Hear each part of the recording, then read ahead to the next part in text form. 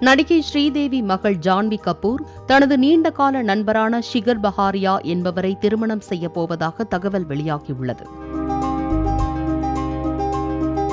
இதுகுறித்து சமீபத்திய பேட்டியில் ஜான்வி தனது திருமண ஆசைகளை வெளிப்படையாக பேசியுள்ளார். அதில் தனக்கும் தனது தாயாருக்கும் திருப்பதி ரொம்பவே ஸ்பெஷலான இடம் என்றும், அதனால் திருப்பதி கோயிலில்தான் தனது திருமணம் நடக்கும் என்றும் தெரிவித்துள்ளார். திருமணத்தில் அதிக கூட்டம் இருக்காது என்றும், தனக்கு நெருங்கியவர்கள் மட்டுமே பங்கேற்பார்கள் என்றும் கூறியுள்ளார். திருமணத்தில் தலை நிறைய மல்லிகைப்பூ வைத்து தங்க ஜரிகை கொண்ட காஞ்சிபுரம் புடவை அணிய வேண்டும் என்றும், தன் கணவர் வேஷ்டியில் இருக்க வேண்டும் என்றும் கூறியுள்ளார்.